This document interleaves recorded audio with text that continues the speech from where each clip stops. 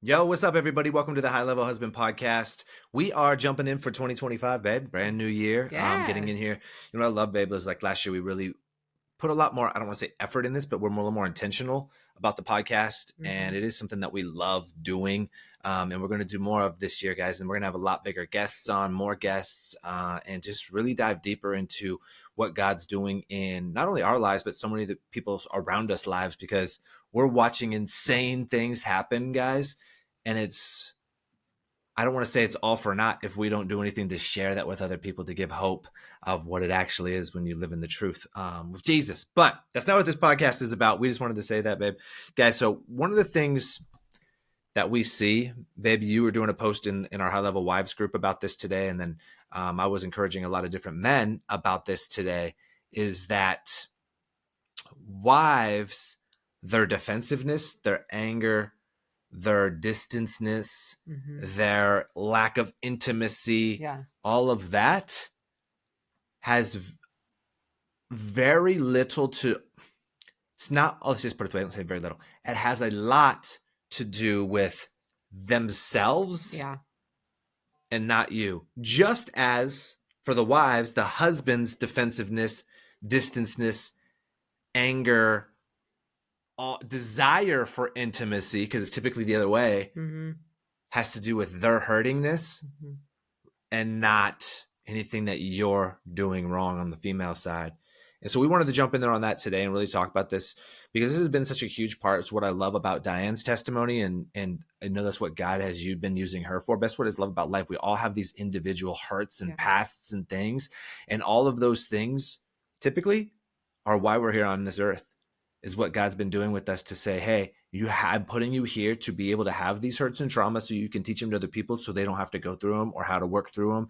And so we can show God's love and all of that. hmm And so, guys, one thing we're going to talk about is, there was a posted actually in our community that we run, and the guy was saying, hey, man, like, I'm really curious about getting other men's feedback on this. He said, my wife has a hard time undressing and getting naked in front of me. Like, she will, but she'll do it, but as long as I'm kind of distracted, she'll like do it.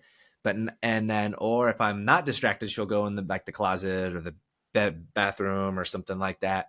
And a bunch of other guys jumped in there. Yeah, man, yeah, same thing for me. hmm And he said, and then when we have sex, she has to keep her shirt on. And another guy said, dude, same thing with me. My wife like pretty much keeps more clothes on than that. And it's just instantly, not only myself, but other guys in the community jumped in and were like, boom, it's her self-esteem issues. hmm And I know you've dealt with this. Oh, yeah. And then when we have low self-esteem, it usually comes out as anger or venom, because we're frustrated, we're short, we're stressed, we have low self-worth. And then it just comes out as like, dude, I'm frustrated in life, and we're just going to take it out. And it's just going to be a rattlesnake that's scared, fearful, or whatnot. And so I'd love for you to touch on that, Ben. Yeah. And first, I want to say also that I think a lot of times it comes out in a marriage as a woman has low sex drive, when half the time it's not even that. It's that their confidence is so low that they think that they don't want to have sex because they don't even want to get undressed. So there's so many different things that play an aspect of this. But yeah, that was me. But, go ahead. I want to touch on that Yeah. before you go any deeper. So Yeah. keep that thought. Yeah. Because that's such a great, profound thought, babe, on that. And so I'd like to almost dive a little bit deeper. Yeah. Because that's what we see, is everybody thinks, well, as you get older, your sex drive just goes down, and that's just normal, and all these things. And we've proven that, like, not only in our marriage, but in so many other marriages, where like, oh, it was gone and it came back when you addressed issues personally and spiritually and mentally and physically in your relationship. Yeah. And in yourself, and then that transfers over. We've just proven that it's not the hormone things. Can it be it sometimes? But even then, we've just watched love and the Holy Spirit be able to do crazy things that is bigger than the hormone aspect of it. And so it's typically, that's just an excuse. And that's typically what's wrong with doctors, is they don't get to the root cause. They're like, oh, you got low libido. It's just because, you're going through menopause, and that's just what it is. Yeah. Or as you get older in life, you just, you start losing attraction for each other, and that's just what it is. And you start naturally gaining weight. Oh, what'd you say there? You naturally start gaining weight? Oh, really? Really? So it's not about the amount of food that you're putting in your mouth and your body just naturally gains weight by itself? Well, no, yeah, your metabolism might slow down. That's the truth. but you just have to adjust the amount you're inputting Yeah. or you're outputting to account for that. But what the missing the part is there is like, oh, you're gaining weight. Oh, if you gain weight, guess what? You're going to want to keep your shirt on because you don't want your husband to see you're maybe a little bit of a fat roll. And I'm not saying you're 400 pounds. It might be 10 pounds. When you were struggling, Yeah. you were 10 10 pounds pounds more. overweight. Yeah. That's it. Yeah. And you were struggling with that because it creates just a little bit off. And so that's what I want to say is just even as you get older, you naturally gain weight. No, that's a choice. Yes, your body changes a little bit, but you can combat that in so many ways. That bleeds into now I have low self-worth. I don't like seeing myself naked. I don't want my husband seeing me naked. If we go have sex, that means I'm going to have to take off my clothes and he's going to see me naked. I don't actually just want to have sex. Right. So yeah, the lack of low sex drive can either be real life issues, just as you were saying, because maybe hormones are off a little bit. Maybe you have gained a few pounds because you're not changing the way you're eating and stuff. Or B, it can just be an excuse of like, I'm not confident. I don't want to tell my spouse that I'm not confident with myself because I'm not willing or not putting those changes into action. And so I'm going to use it as an excuse is, oh, my hormones might be off or something. My sex drive is just off. And I think that many times that is an excuse. And sometimes we're not even putting it all together, but I think a lot of times it is more so an excuse than anything, because we don't realize some of the things that fall back on it that we need to actually change and that we actually have control over changing. Well, so, one of the things we've always said is like journaling is cool. Like it's whatever. I don't do it because I like to journal out loud. I journal with God in prayer and I journal with Diane out loud. And half the time I'm speaking with things to Diane. Basically, that's what somebody would put in their journal. But then because a journal is supposed to you get to know yourself. Well, so when I journal out loud with Diane, I'm getting to know myself like, whoa. And then half the time I'm realizing things that I didn't even wasn't there. And then she gets to realize those things with me. So two is one. And what you said something a minute ago, babe, you said that you don't want your spouse to know that maybe you're feeling off or you're stressed or this or that. You don't want to speak about the real issue because we're worried about how they will perceive us. Or we don't want to make the changes that we know that we need to. I think that at the end of the day, everybody wants to make the changes, but then if you start addressing something, like then somebody's gonna be like, well, why are you doing that? Or what's wrong? We're all so in this world, we care immensely. I think the number one thing in this world that anybody cares about is what other people think about them. And that includes your spouse. Absolutely. So by not sharing, guess what you're not doing? You're not creating intimacy. Vulnerability leads to connection.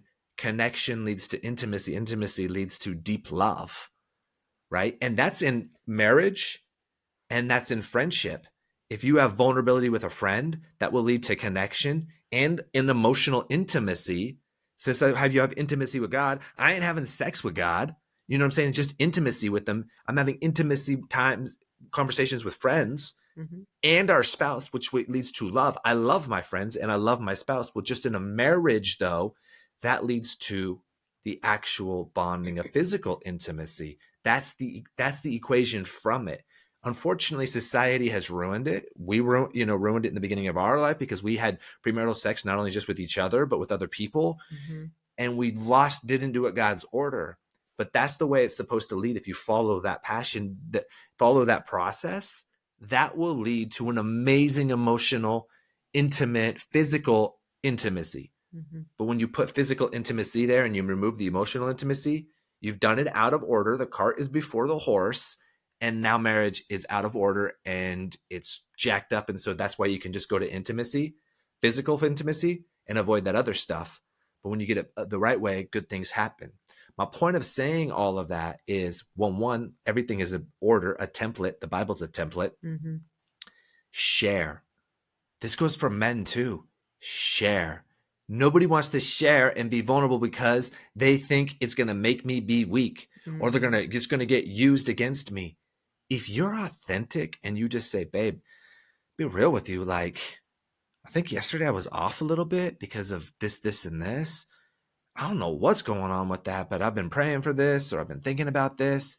And I think that's why I have this.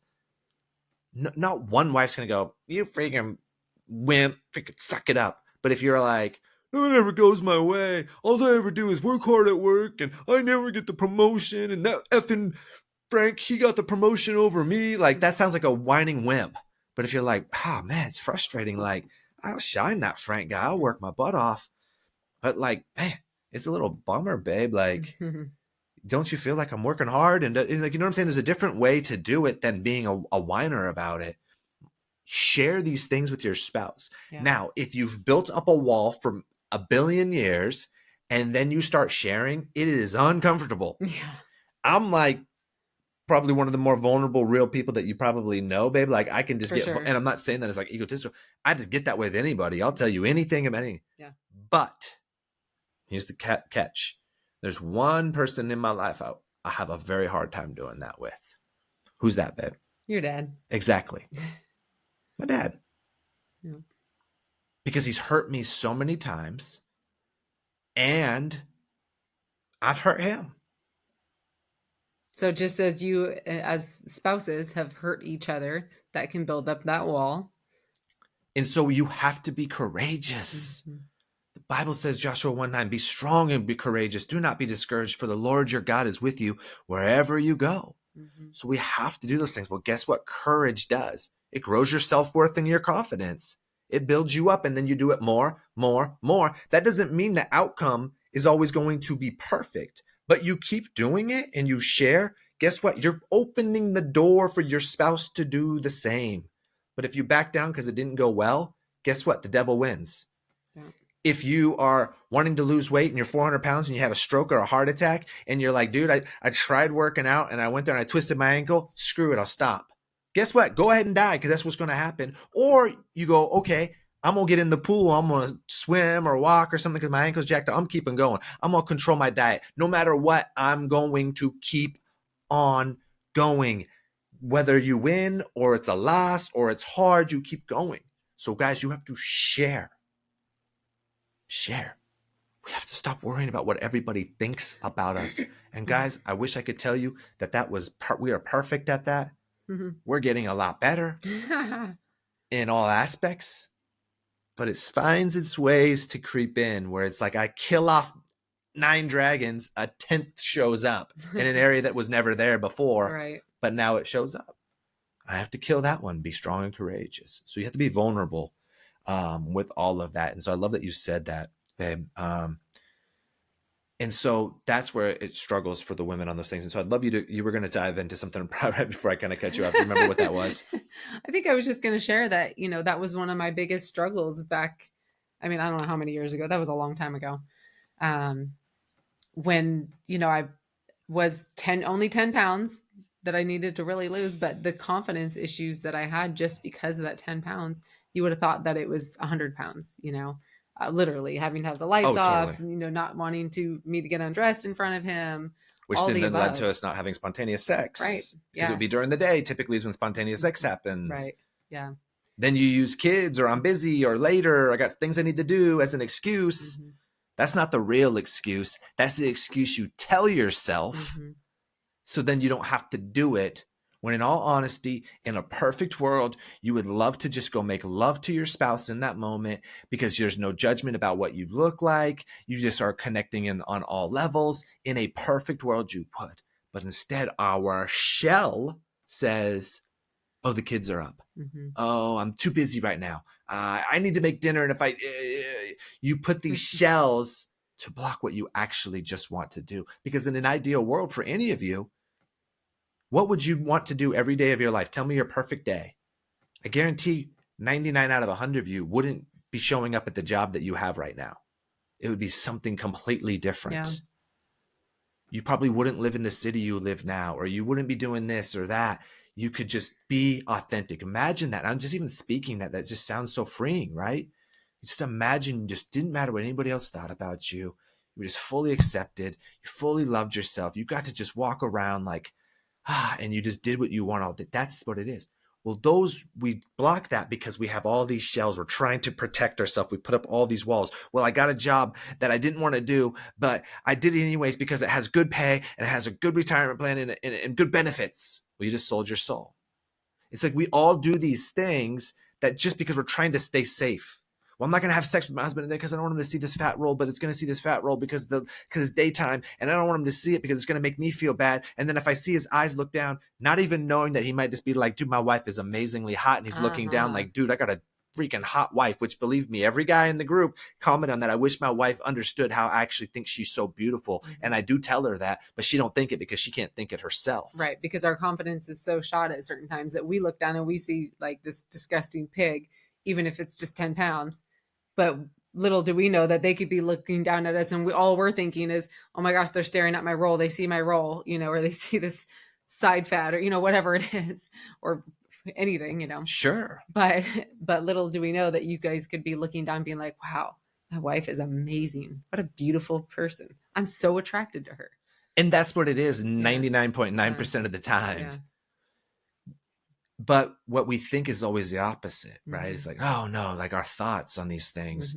Here's what this crazy thing, this might be sidebar on thoughts. I was listening to an amazing podcast with Johnny Chang earlier today. If you guys don't know Johnny Chang, go look him up. Got an amazing testimony. But what he was saying was, and this is just so true about thoughts. And this is before he was about to have his salvation and get saved. And he was an ex-gang member, been in prison and done like a bunch of terrible things. He said, man, anytime I had thoughts when I was like, about like, oh, we're going to go party tonight, or we're going to go sleep with this chick, or we're going to go do this. My thoughts were like, yeah, go do that. And he said, it never made me happy, and it always left me unfulfilled and all those things. But everything that I like know I need to do, like go forgive somebody, go apologize to somebody, things like that, my brain is telling me, no, don't. My thoughts are saying, stop. Don't do that. But every single time I've done it, amazing things have happened. So you see what I'm saying there? Like, babe, like the negative things that I did, the mind saying, go do those things, right, but bad outcome. And the things that will produce good outcomes are mind saying, don't do those things. So what we don't want to do, like in those hard, courageous moments, always produce fruit. That's how we're at right now. And just last night, we're hanging out with some amazing community. We could do a whole podcast on this of like community, and we'll probably do that soon. Hanging with a guy who's recently come into our life, him and his wife, within the past probably month and a half, and quickly is in like our inner circle of friends, because he came in speaking truth about that life Christian, super obedient, and has been through hell and still goes. So that usually is the prerequisite to like get into my inner circle. I'm like, yeah, you about that life. Let's go. It doesn't mean how long we've been friends. I don't want surface level friends. I want deep level friends. Point of saying that is last night, he said, man, I got two people in my life that when I just get around, the Holy Spirit does something crazy. And we were talking last night for hours. It was New Year's Eve. And we just got together with a group of friends. And we didn't drink. We ate tacos and drank water and had amazing God conversations. He says, and dude, you're one of them. He says, something just happens when I get around you. The Holy Spirit makes me say things that I've never thought of before. I get these crazy ideas. Just these vulnerabilities are coming out of me and all of these different things. And he goes, the other person is this other person that we know. And he goes, it's just you, the two people that it happens with. And he goes, so I asked myself the other day, what is it about these guys that makes that just happen? Why is the Holy Spirit just emitting from them? And I'm getting kind of uncomfortable with him saying this. I'm like, dude, I feel like, because I sometimes don't see myself as that. And he goes, both of you guys are ridiculously obedient. And the reason I'm telling you guys this is obedience takes courage. And when you're willing to do courageous things, your self-worth goes up. You're doing what God says. Entrusted with little can be trusted with many. So that could be for secular people, but that's also faithful people. The secular people, you're just going to be more courageous in yourself. For us, yes, that's more courageous for ourselves. The cool part about that with God is now all of a sudden God's trusting you with more as well. And so when you're courageous, you open up these things that are happening.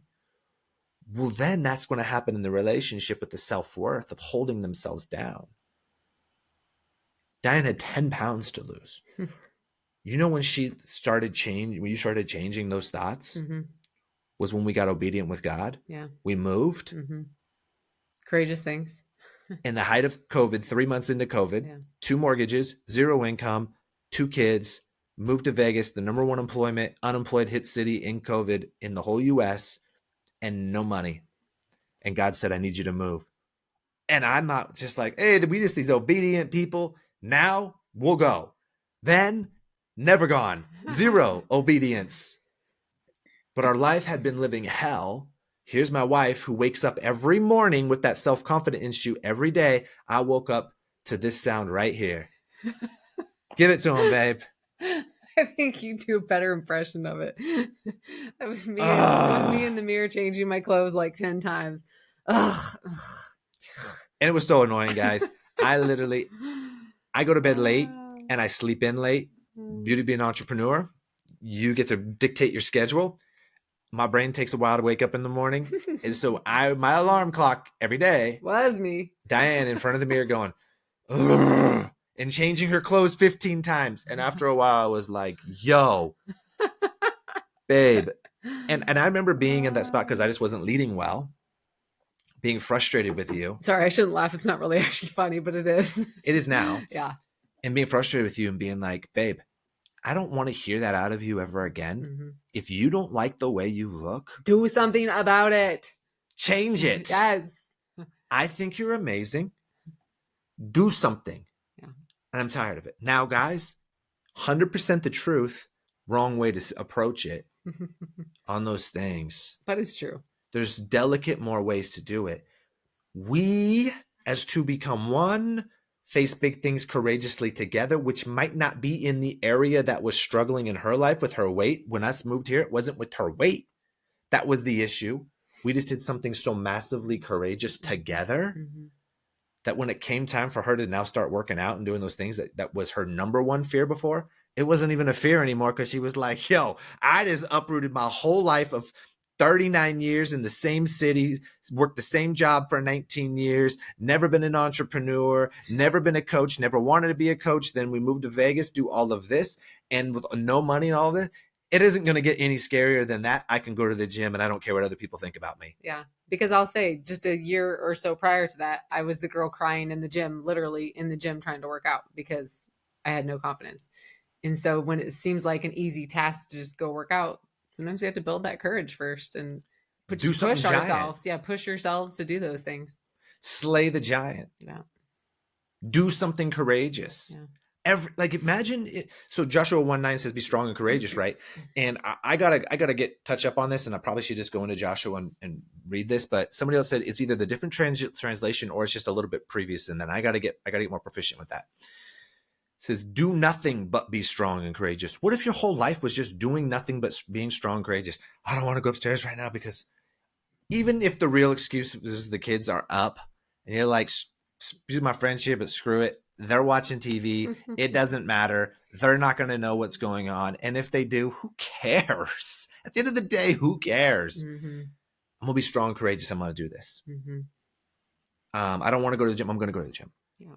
I don't want to do whatever that is, do it. Every single day, you are presented with at least one thing that you need to be courageous on every day. Guaranteed.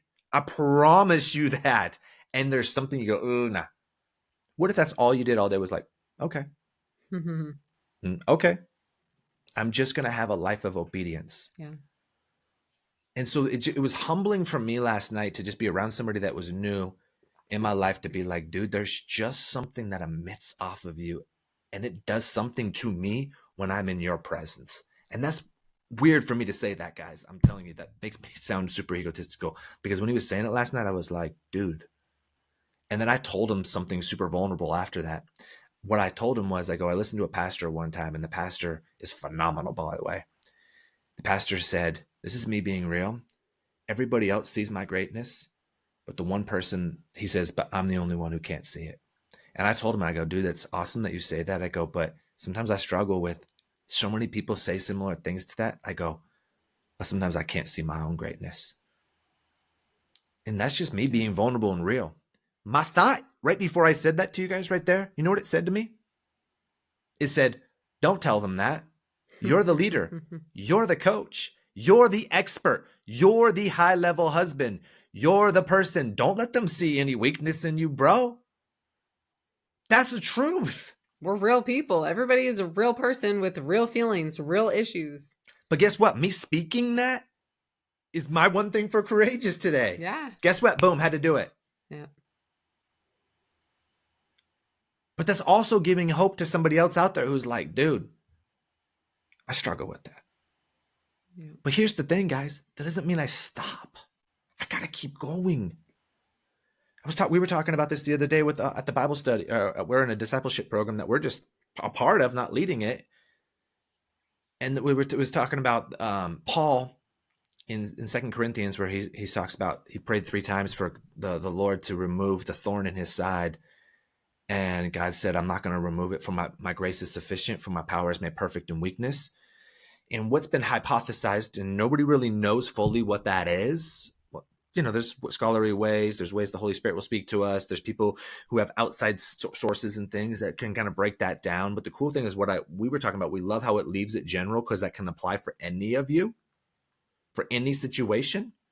But in that moment, it is about what we believe is that Paul had been through living hell, and it would just be easier if God removed this mission from his life. Sometimes it feels easier to not do these things. Mm-hmm. And if Paul had stopped, guess what? Paul doesn't impact billions of lives. Mm-hmm. In that moment, it would have possibly been easier. He wouldn't have been persecuted. He wouldn't be shipwrecked. He wouldn't be getting caned and beat. He wouldn't have all of that. But billions of lives would not be impacted. Mm-hmm. So by you putting that shell on and hiding behind it in all things, is for wives and for men, behind defensiveness, behind anger, behind needing more money, more sex, more food, more anything, or using excuses like the kids are up and all that. Like, get to the realness of that. Mm-hmm. Yeah. What's below that? If you face that, you're going to impact billions of lives. If you don't face that, as hard as this is, a lot of lives might burn in hell. Because by us doing that, we save lives. There was a powerful thing the other day that I saw from Penn, as in Penn and Teller, the people who do their magic show at the Rio in Vegas. He's an atheist. He says, and one of the reasons why I'm an atheist is because if Christians actually believe that there is a heaven and hell, why are they not just like, you need Jesus? Like, I'm telling you, it's so real. I love you so much. I don't want you burning in hell. I don't want that to happen. If you are supposed to love like Christ, you're supposed to do this. Why aren't you going and telling everybody? Because you truly believe I'm going to burn in hell. Mm-hmm. Not because I'm a bad person, but just because I don't know Jesus and God and believe in him, I'm going to hell. Like, shouldn't that be just all you think about all day, is like going to each person and wanting them to know them? Yes. Because you don't love that deeply. Where's your love at with yourself, with your spouse? Are you willing to face that stuff? Jesus went to the cross for you. What are you willing to do? In that same 2 Corinthians verse, Hebrews 12 says, you have not yet suffered from your sin to the point of sweating blood, or resisted your sin to the point of suffering and sweating blood. I'm paraphrasing that, but that's basically what it says. Like, what are we willing to do? Let's get real here. Let's get real. That's why our podcast is called High Level Husband. That's why our coaching program is called High Level Husband. That's why our wives program is called High Level Wives. This is not entry-level wives or entry-level husbands. This guy that we're talking about, who told me that about me and the Holy Spirit yesterday, crazy things are happening in his life, our life. And he says, man, I just got one thing. He's like, if we're going to start doing these bigger things, he says, I got one condition. We can't play house. Mm-hmm. Well, guess what? Hey, you know, I ain't playing no freaking house over here. But I did for majority of my life, guys. Stop letting the BS stuff ruin your self-worth. Stop letting the devil run wild in your mind because the past stuff, he used it to harm you and you're still letting it harm you. But the Genesis 50:20 says he intended he intended to harm you. God intended it for good, to accomplish what is now being done, the saving of many lives. But guess what? You stayed at the harm part. It's still harming you. Mm-hmm. There's freedom from that when you use it for good and save many lives. There's freedom from that when you still push in and you love on your spouse. And this isn't just about you dropping your drawers and having sex with them. It's about you doing something courageous. And maybe that isn't even about dropping your panties. If you pulled your husband into the room and just said, babe, I want to make love to you so bad, but here's one of the reasons why we're not doing it. It's because I'm struggling. Because I'm struggling with who I am. I hate the way I look. I hate how when I was younger, somebody told me I was fat and I'm still struggling with today. We worked with a client who literally their mom told him when she was 14 years old she shouldn't wear a 2-piece bikini because she was too fat to wear it. And still as an adult, she struggled with that. That when she came to us, guess what? She's killing life now. Mm-hmm. Yeah. As an adult, a wealthy adult, still struggled because her mom, when she was 14, told her that. What if you pulled your husband and you said, I'm struggling? And I think here it's where it's from.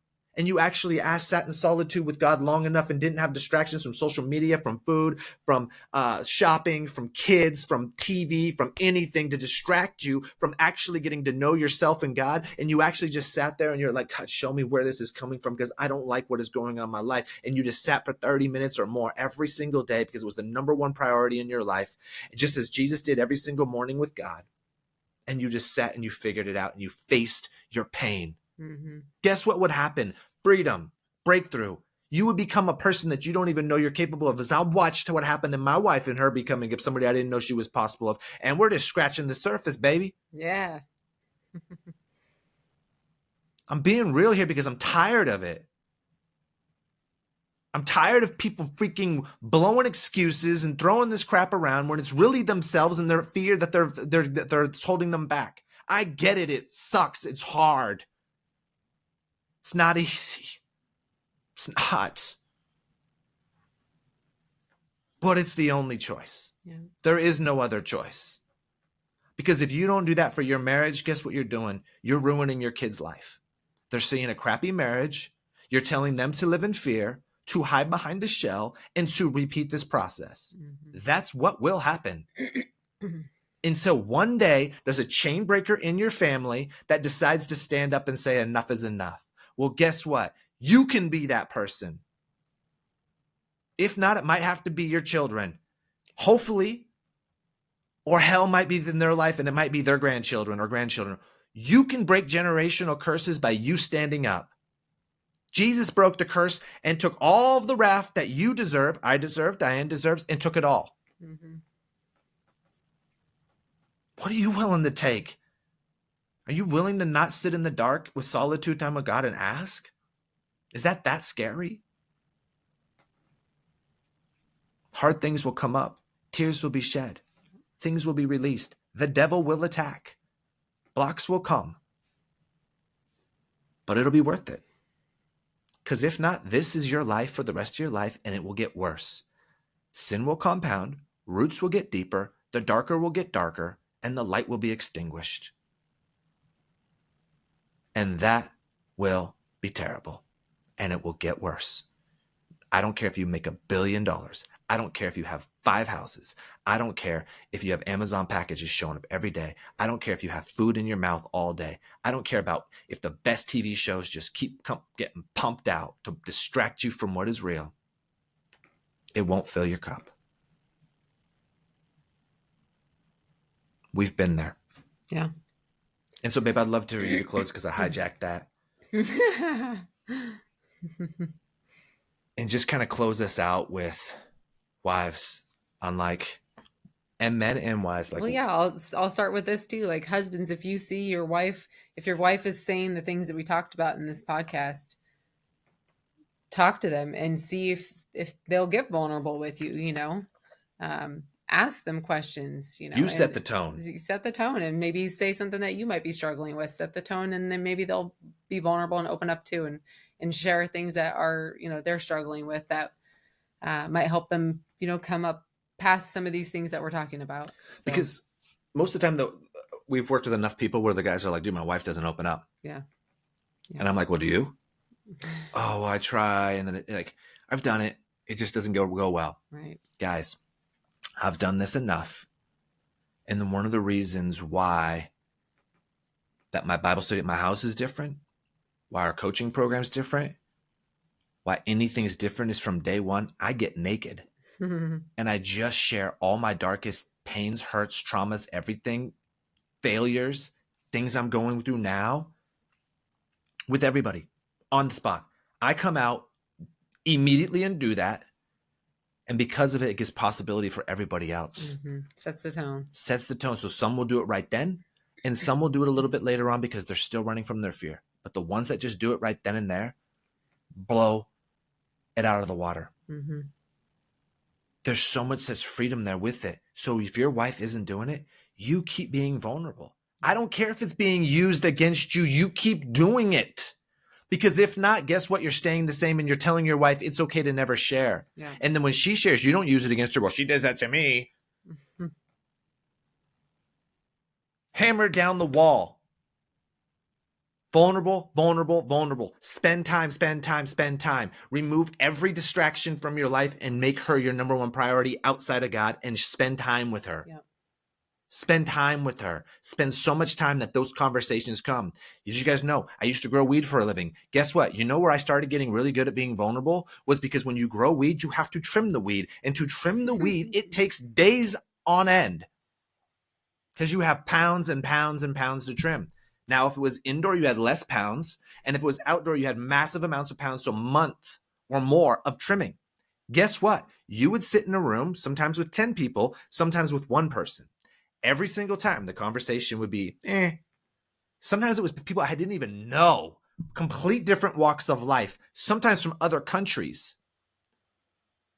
Dude, by the end of one day, that person, you just had deep intimacy with them after 8 hours because you had nothing else to do but your scissors and trimming this weed. And after a while, that wall started getting a little bit lower, a little bit lower, a little bit lower. And next thing you know, the conversation is deep. And you know this person better than you know your spouse. And there was a time when I trimmed with other people, I knew women better than I knew my own wife. Yeah. Because a lot of times on trim scenes, it's women. And I knew them deeply. Yeah. And I was like, this is different. I don't even know my wife this way. Yeah. And I started realizing, wow, intentional time, quality time allows that. That's why our walk in the evening has changed our marriage. To this day, it's why we tell everybody 20 minutes every day, oh, I don't have time for that. Oh, you do. Yeah. Oh, you do. Make time. Guys, we've been there. If your wife is hurting, you lead by example. You be vulnerable. You get physically fit. You get spiritually on fire. You make everything non-negotiable. You love her like Christ and stop seeing her as somebody who's not meeting your needs and see her as somebody who's wounded and hurt and all of that. And then typically when somebody's wounded and hurt, what do? They're like a snake that's scared. A snake doesn't want to bite you because it wants to eat you as a human. Why does a snake bite you? Because it's scared. It thinks you're going to hurt it. Or maybe some other person did try to hurt it. And so it snaps at you. It doesn't want to eat you. It wants to get you away from it. Yeah. Your wife will be a rattlesnake because you see her as a rattlesnake instead of seeing her as a child of God. I'm going to give you one action step. Pray for 30 days straight. And if it's not enough, keep going. Heck, pray for it the rest of your life. God, show me compassion for all people. And I'm telling you, it's going to come with a breaking and challenging. It's going to hurt. It's going to be death. There's going to be trials that come your way. But you'll start seeing others and your wife completely different as who they truly are and not as anything else. One last story out of the guy who we were talking about, about Paul and at the discipleship program. Anyways, he was sharing a story, vulnerable, with us the other day. He says, when I was younger, he's 50 now, but he says, when I was young, my dad beat me in front of my friends. He said, and I hated him for it. I felt so weak, and I'm supposed to be a strong kid, and I got beat in front of my dad. He embarrassed me. Just in general, now I'm getting beat by my dad. That's not fun. He said, so I always just regretted my dad because that's who he was. He said, because recently in my life, I've been sitting in solitude and getting to know God so much. God brought me back to that moment. and showed me what my dad actually was feeling, allowed me to be in my dad's shoes and experience his thoughts, his emotions, and his pains. And I realized my dad was lost, had no idea how to parent, had never been shown how to parent, thought he was trying to discipline me, but what he was really doing was scarring me. And I didn't know what he was going through, that he was lacking, that he was fearful, that he had been hurt so many times in his life. And now he was just lashing out and just trying to be his best and didn't know what to do. Oh my God. I didn't know that. I just thought my dad was an a-hole. Mm-hmm. That's your wife. She's hurting. Love on her. Love on her like never before. Yeah. See her as somebody who's hurting. She may tell you she's not. It's false, because we're all hurting in some way, shape, or form. That's the truth. It gets better, but there's new challenges that come up. Mm-hmm. Better ones, because they're going to take you to better heights. But just got to be there, man, guys. Pray for that compassion. Show up vulnerable. You be vulnerable. You love, and you spend time. Show me where your time's spent. So your schedule, and show me your bank account, and I'll show you why you have a bad life or a bad marriage. 100%. So guys, we love you. We're going to the gym. Yeah. Which was her thing. Yeah. I don't cry at the gym anymore. And we're going to kill it. Yep. So we love you guys. God bless you. Rate this 5 stars if it means the world to us. If you want coaching, click the link below. And if you're on YouTube, please just subscribe and like. That means the world to us. And either way, guys, we wish you the best. Pray for the best. And let's get after it and take 2025 by storm. God bless y'all. Bye. Much love.